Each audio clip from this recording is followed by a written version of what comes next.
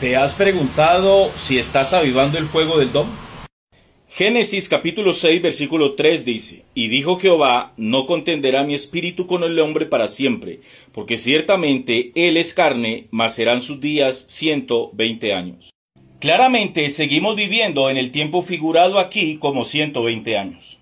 ¿Cómo estamos seguros de eso? Porque el hombre, el ser humano, todavía vive. Esas palabras no pueden hacer referencia al tiempo que Noé tardó en construir el arca. Te preguntarás por qué. Porque después del diluvio se levantaría y se levantó otra generación con la cual y hasta el día de hoy Dios seguiría contendiendo. En el texto original no aparece la palabra contenderá, sino que dice no permanecerá para siempre mi espíritu en el hombre. Pero interesantemente no está hablando del Espíritu Santo, sino de la vida que él sopló cuando formó al hombre del polvo de la tierra, o sea que habla de vida. En otras palabras, Dios establece que la vida del hombre es un tiempo que él usa para tratar con nosotros. Ese tiempo no sería eterno, ese tiempo tendría un final. Esta verdad representada en este texto es muy importante hoy, tanto para el hombre sin Dios como para la iglesia. Te preguntarás por qué.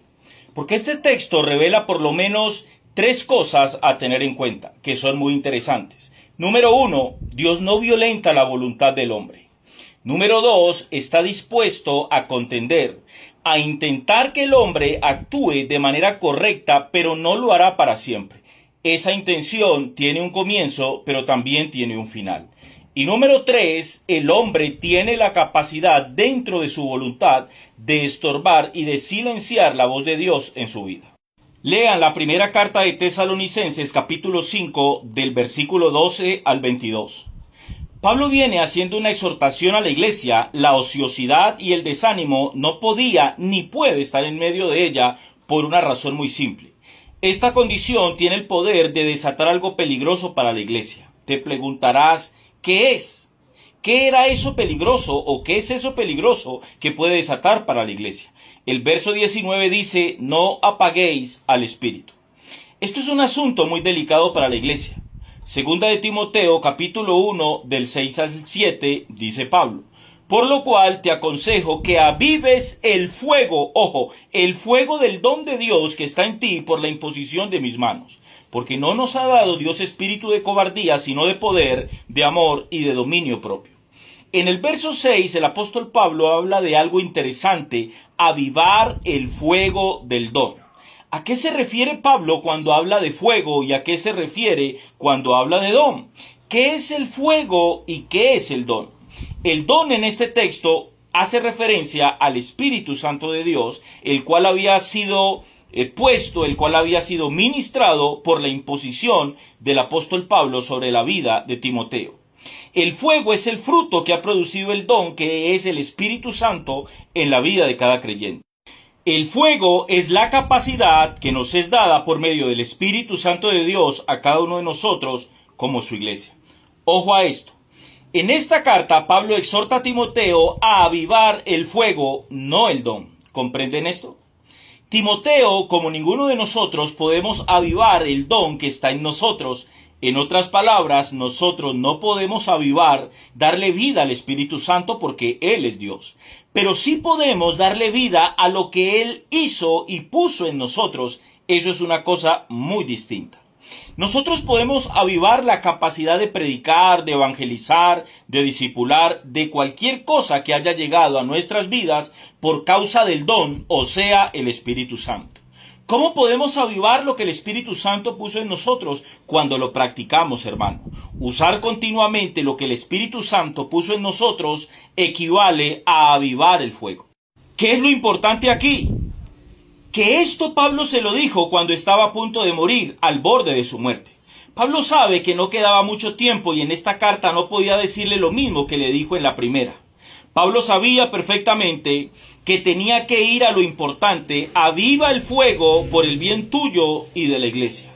Uno de los problemas de Timoteo era la cobardía, su timidez para enfrentar los problemas y hacer la obra de Dios a causa de su juventud. O su juventud, mejor, podía estar contribuyendo a esto.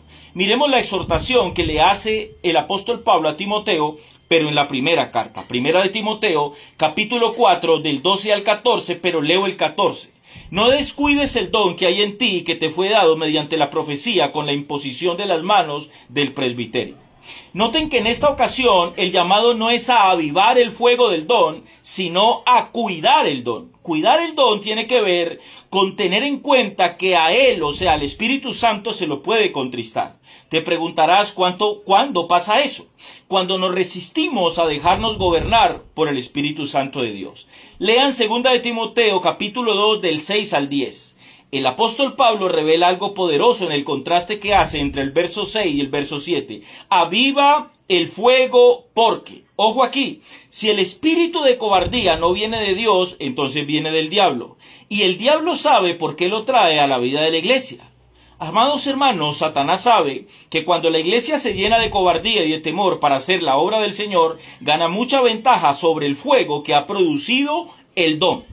Si alguien vive aplazando en su vida el operar conforme al Espíritu de Dios, en su vida misma, entre más tiempo deje pasar, será más difícil hacerlo, hasta el punto de apagar ese fuego. Y allí es cuando el Hijo de Dios cae en desánimo, porque no le haya sentido a su vida espiritual, porque esa vida espiritual carece de fruto. ¿Entiendes ahora un poco mejor lo que Satanás hace con su espíritu de cobardía y de temor? Iglesia de Dios, ten cuidado de no extinguir el fuego. Es posible que el don del Espíritu Santo, concedido para el servicio, pueda apagarse, estar allí dentro de tu vida, pero inactivo por falta de avivarlo, o sea, por falta de uso.